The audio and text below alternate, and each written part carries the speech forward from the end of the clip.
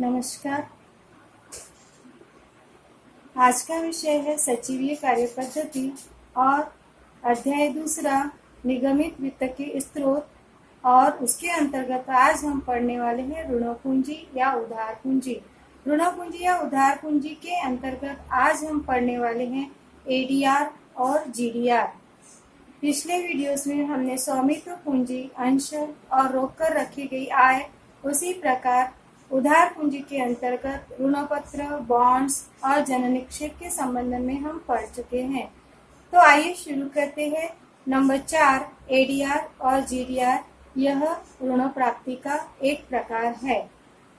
तो एडीआर जो होता है इसका लॉन्ग फॉर्म है अमेरिकन डिपॉजिटरी रिसिप्ट और जीडीआर का लॉन्ग फॉर्म है ग्लोबल डिपॉजिटरी रिसिप्ट।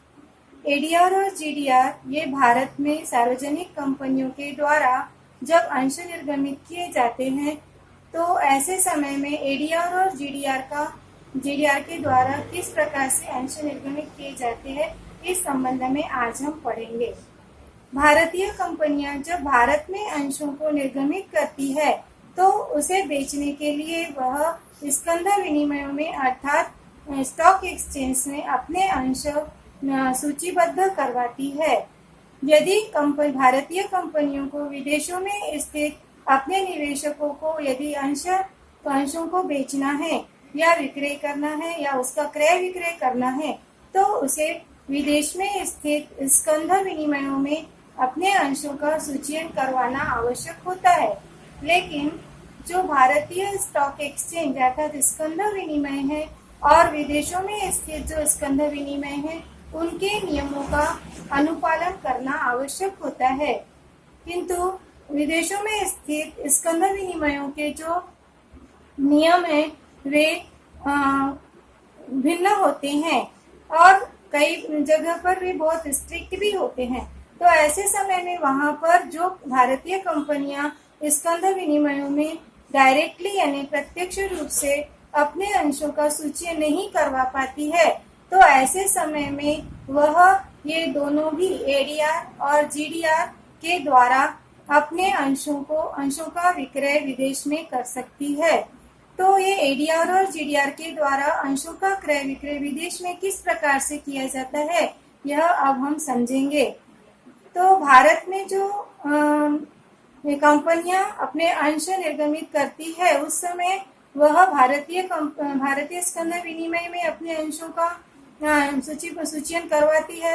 यहाँ के जो फेमस स्कंध विनिमय या स्टॉक एक्सचेंज है वो है बीएसई यानी कि बॉम्बे स्कंध विनिमय और राष्ट्रीय स्कंध विनिमय यानी कि एनएसई।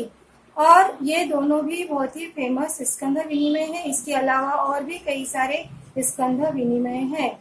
तो जब कभी कंपनी अपने अंश निर्गमित करती है तो यदि वह विदेश में स्थित स्कंध विनिमय में अपने अंशों का सूची नहीं करवा पाती है तो अपने अंशों को अप्रत्यक्ष रूप से एडीआर और जीडीआर के द्वारा वह अपने अंश विदेशों में स्थित निवेशकों को बेच सकती है।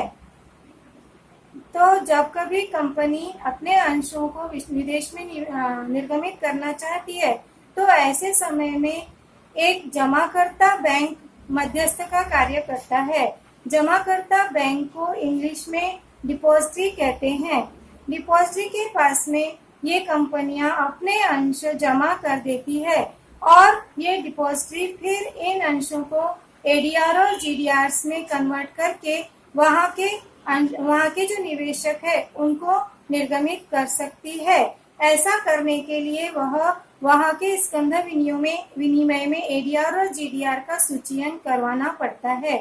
तो यह जो है क्रय विक्रय अंशों का अप्रत्यक्ष क्रय विक्रय कहलाता है। तो एडीआर और जीडीआर जो होते हैं इसका अर्थ हम यहाँ पर समझेंगे। एडीआर का लॉन्ग फॉर्म है अमेरिकन डिपॉजिटरी रिसीट। इन डिपॉजिटरी रिसीट्स का क्रय विक्रय अथवा व्यापार केवल अमेरिका में ही किया जा सकता है, जबकि ग्लोबल डिपॉजिटरी रिसीट अर्थात जीडीआर का क्रय विक्रय अथवा व्यापार अमेरिका को छोड़कर संपूर्ण विश्व के किसी भी देश में इसका क्रय विक्रय किया जा सकता है। और ये जो जमाकर्ता बैंक होते हैं ये कौन होते हैं फिर, जो कि मध्यस्थ का कार्य करते हैं। तो ये जो जमाकर्ता बैंक होते हैं जिसे इंग्लिश में डिपॉजिटरी कहते हैं, यह अंतरराष्ट्रीय बैंक होते हैं जो यह कार्य करते हैं। For example city group, bank of New York आदि ये जमाकर्ता बैंक के रूप में कार्य करते हैं।